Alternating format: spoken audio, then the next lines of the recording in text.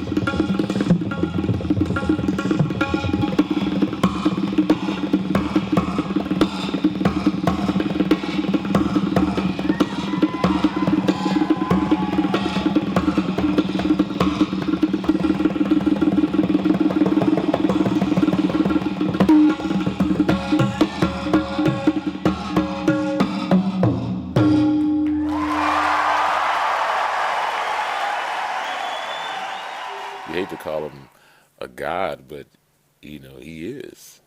He comes from this extraordinary tradition, the tabla tradition of the subcontinent, and he has become the ranking tabla maestro, the apotheosis of that tradition. But in the same breath that I say that, he is, in every sense of those words, a world musician.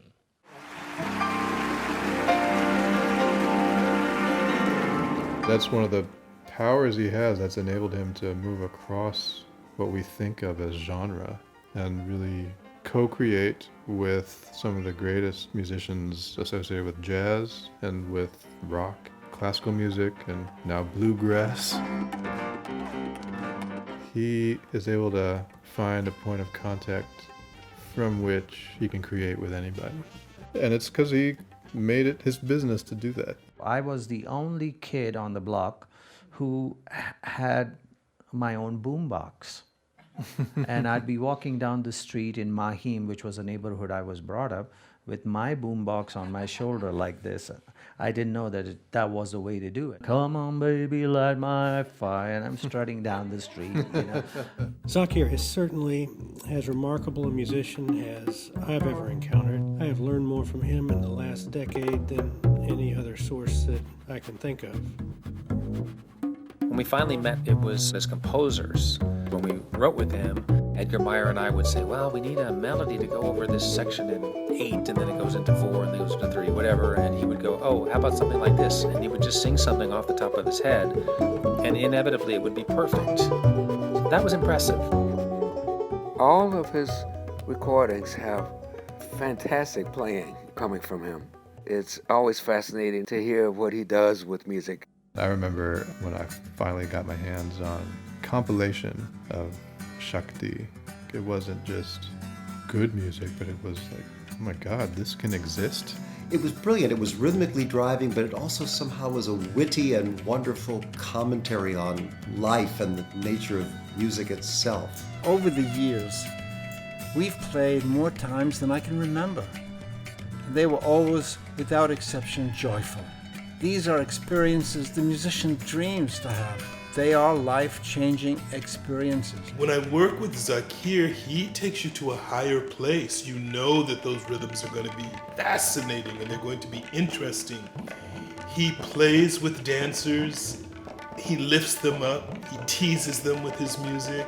They can't help but move. We were invited to play, just he and I, at Grace Cathedral. And it was right after the 9/11 scare. And I remember that people who were afraid to come to the city, they were afraid they were going to blow up the bridge. Zakir said, music is about building bridges, not destroying them. And we proceeded to play, and it was an amazing concert. That is a part of the great beauty of Zakir. That's really the bottom line, bringing the peoples of the world together. He doesn't just talk the talk, he walks the walk. His memory and his technical gifts on the instrument, his virtuosity, the way he interacts with other musicians. But it boils down to who he is as a person: empathy, humanity, compassion. That's what you hear behind it all, and that's what makes it more than mere virtuosity.